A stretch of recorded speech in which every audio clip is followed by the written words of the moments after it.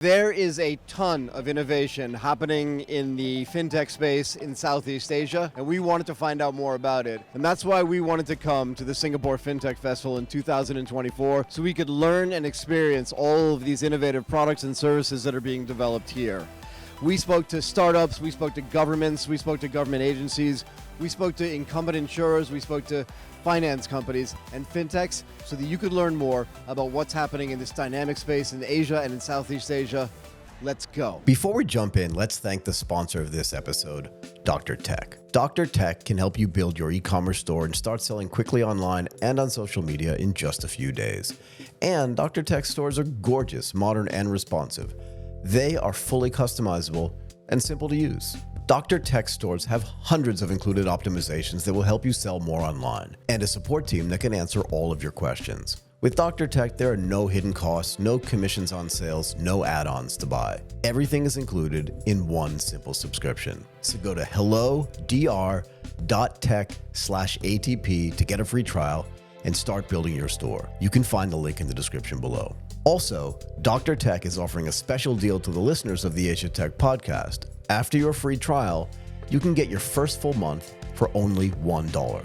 To get this deal, simply type ATP into the live chat and they will send you a special promo code. Thanks again to Dr. Tech for sponsoring, and now let's get back to the show.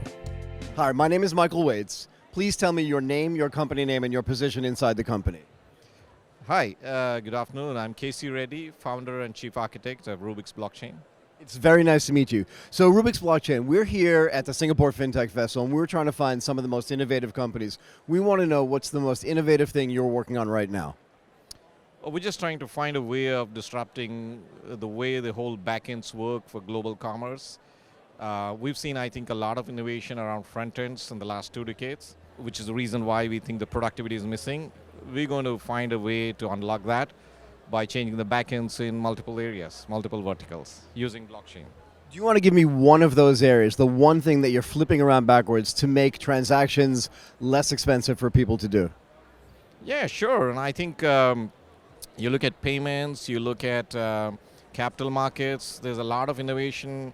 Even for things like CRM, there's a lot of front-end innovation happening, which is consumer-focused and benefiting consumers. But we haven't seen back-end innovation. So we're doing work around settlements of data, which changes the ad tech and marketing tech, the way those markets work, how data is settled, and leveraging from that how loyalties work, how loyalties will change the way payments will happen. And ERP, we have seen massive innovation on ERP in the 90s, and we want to change the way. And I think how data, and money is data as well, how that's organized, settled, in split seconds on a public chain, open source public chain, at costs which are next to nothing.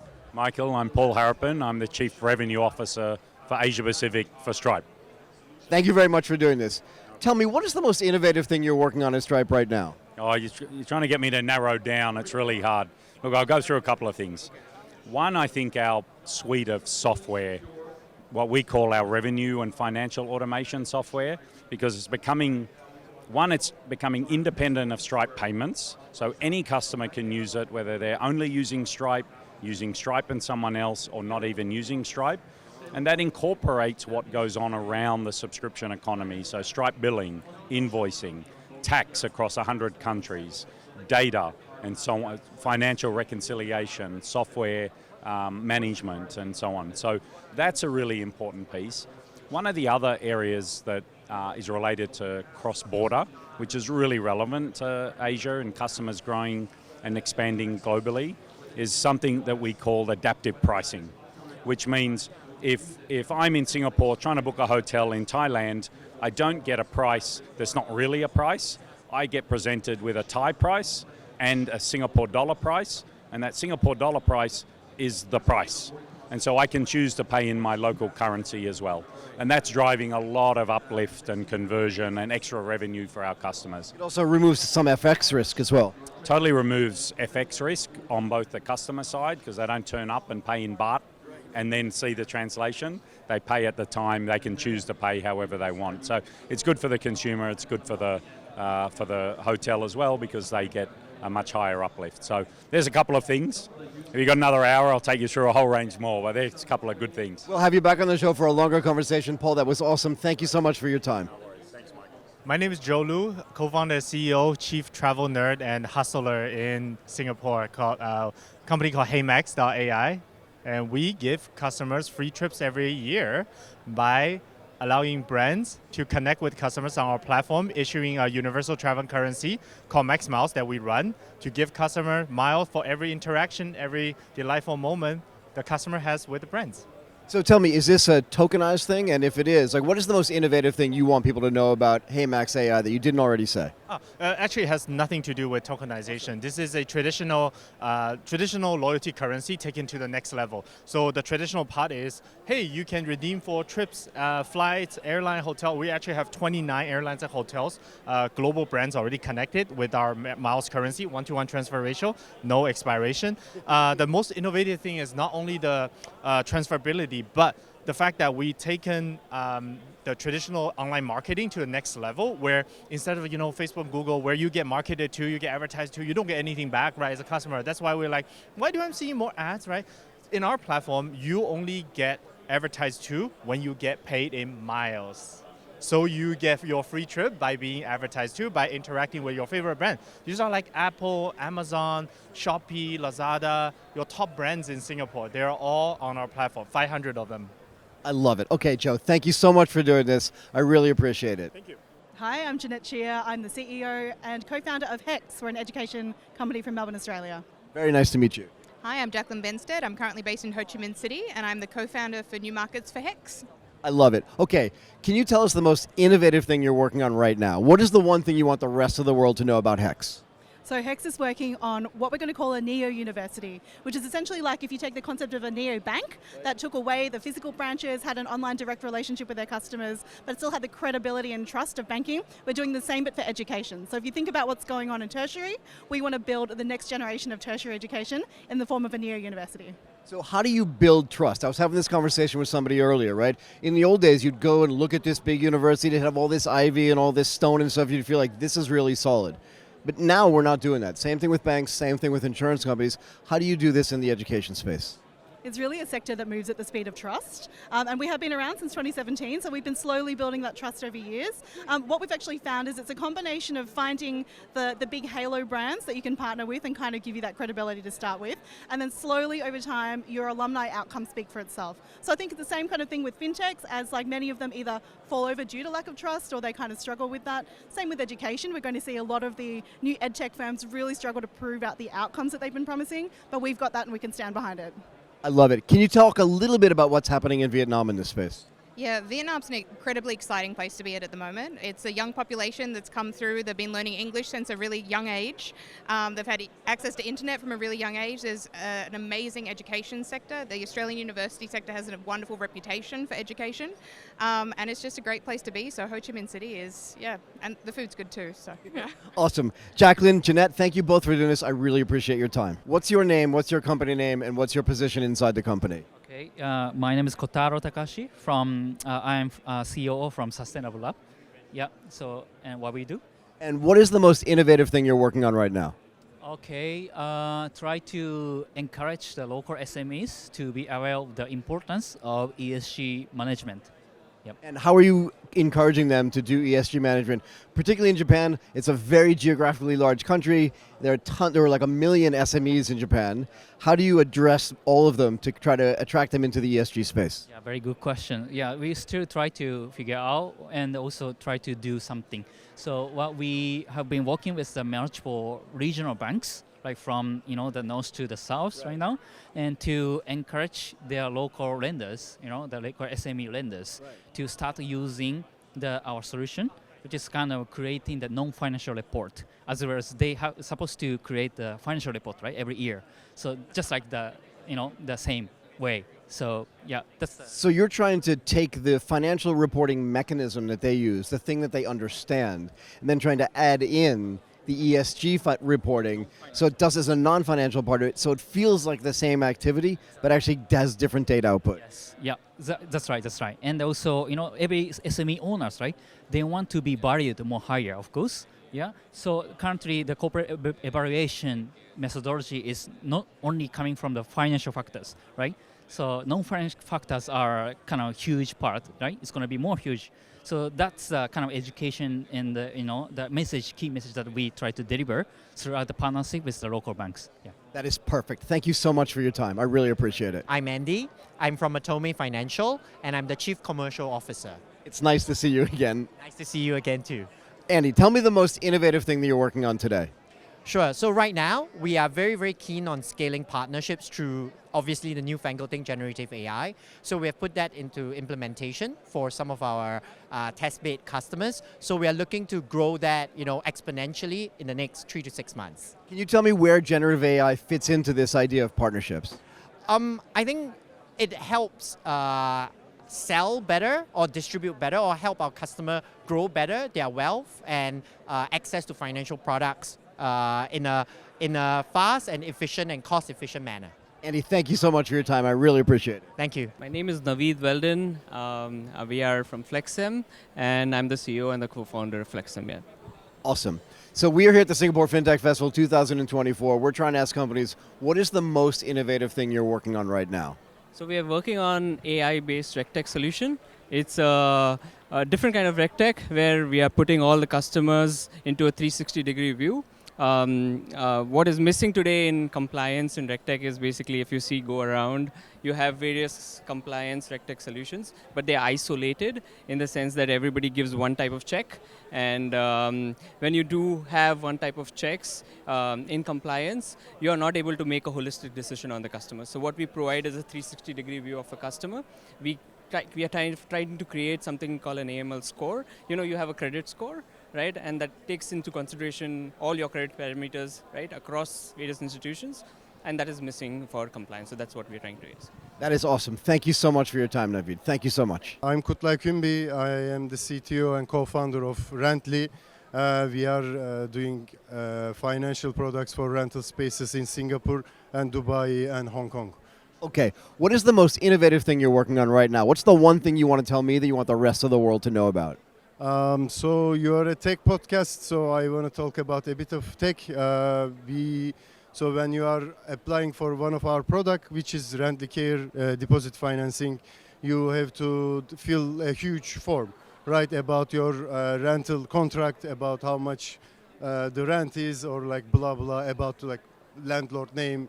And now you can just upload your contract PDF, or you can take photos, and we get the data with AI, and we create your deposit financing contract, and you just sign it with digital signing, Singapore digital signing, SingPass, and voila, your product is done. Ready.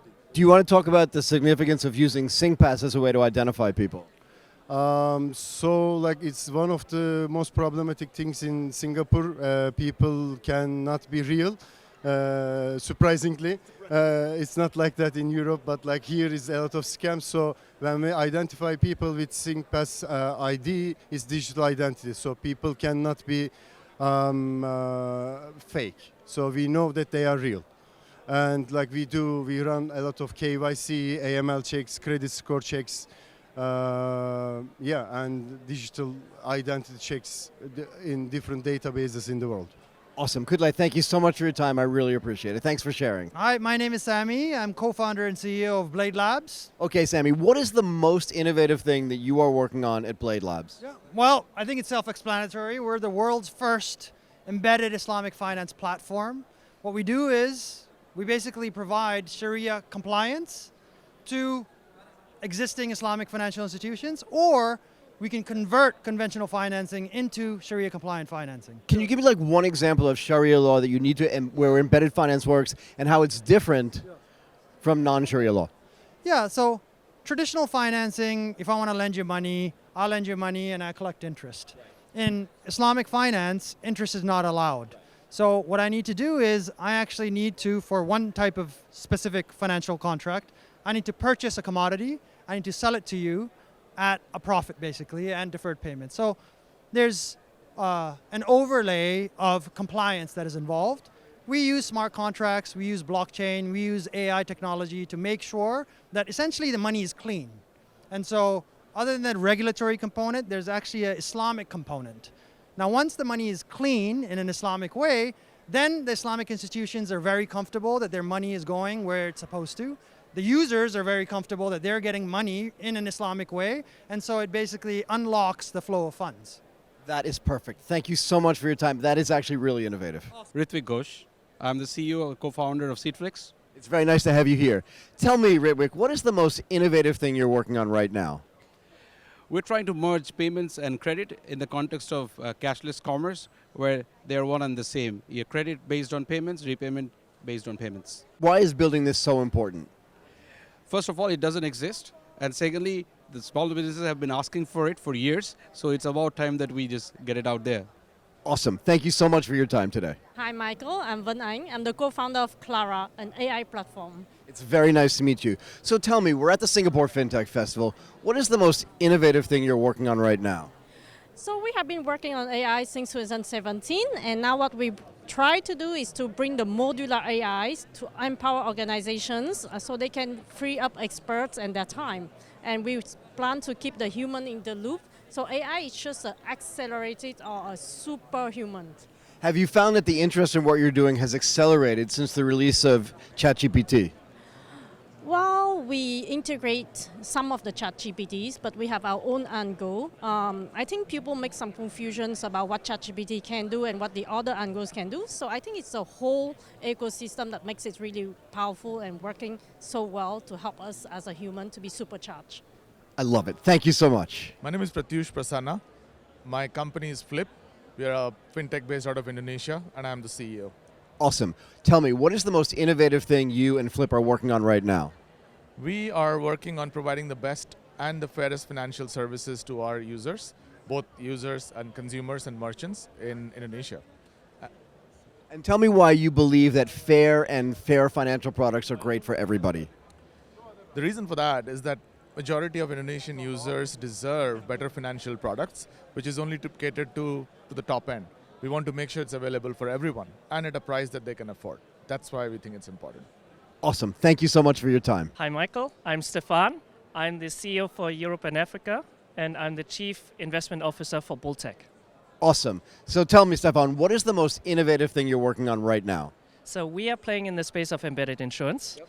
And one of the most innovative things is that we try to enable enterprise customers to sell insurance to their existing customer base. So this is what we want to enable and transform, and that's our key innovation. And what is the response you get when you go to big institutions and say, you need to embed insurance into your products? I think they're pretty impressed with what we can bring to the table in the sense of how we can make their lives so much easier. So we do a one-stop shop solution. They don't need so many different vendors of providing tech, providing service, providing innovation. We do it out of one goal, one goal. And so far we have good traction on that. Okay, one more thing. How did you feel the Singapore FinTech Festival 2024 was? Oh, it's still amazing. It's fantastic. It's one of the largest events. I love it. So many people you can meet here. Awesome networking. Thank you so much for your time. My name is Bitter Satter. I'm the CEO of Bahrain FinTech Bay. It is very nice to meet you. Talk to me about some of the innovative things that Innovation Bay is doing. So Bahrain FinTech Bay, we are an ecosystem builder for the FinTech ecosystem. So our primary role is to allow startups and fintechs to innovate within our hub. We have a co-working space where we host 25 to 30 fintechs at any given point of time. Our largest of which is Binance, who operates their Bahrain operations from our space. And we have a whole host of different areas which we focus on that helps the Bahrain ecosystem innovate within the fintech space. These are for example, we do a lot of thought leadership, so we provide fintechs with information about the ecosystem. We launch events, we run education programs, and we have a soft landing program for fintechs who are looking to come into the Middle East, where we basically enable them to enter the market in the quickest way possible by supporting them with their business development and operations requirements. That is awesome. Thank you so much for spending a couple of minutes with us. That was great. My name is Jan. I am the mobile app evangelist for mobile app defense evangelist for Appdome. I run marketing for Appdome, partner enablement, and everything else here in Asia Pacific, based in Singapore, but I came from California a couple of years ago. Awesome. Tell me, what is the most innovative thing you're working on at Appdome? We help brands, global brands, protect their customers against scams, protect their business against fraud, protect their network against mobile bots. That is what we do. So this is like the Iron Dome for mobile apps. That's why it's called Appdome, yeah. I like it. Thank you so much, Jan. That was great. My name is Kanye. I'm founder and CEO of Boxo. Very nice to meet you. Tell me, what's the most innovative thing that Boxo is working on right now? We help enable any app to become a super app by integrating our software. So imagine a bank can offer flight, hotel, and marketplace experiences directly inside of their apps. And does this help these apps create more revenue streams? Yeah, that's correct. So they can increase engagement, but also generate more revenue. Awesome, Connie. It's very nice to see you. Thank you so much for doing this. And I'm here with Sean Ringstead. And Sean, your company name and your position at that company. I'm with Chubb, and I'm the Chief Digital Business Officer for Chubb. It's great to have you here. What would you say is the most innovative thing you're working on right now? The digital business that we have, it's B2B2C partnerships. We have a technology platform, Chubb Studio. So we're here at SFF and 60,000 people innovating, and we're innovating along with them, trying to design solutions, right, for their customer needs. Perfect. Sean, thank you so much for doing this. I really appreciate your time. Hi, my name is Tianwei Liu. I'm the CEO and co-founder at StraitsX. It's great to have you here. Tell me, what is the most innovative thing that you and StraitsX are working on right now?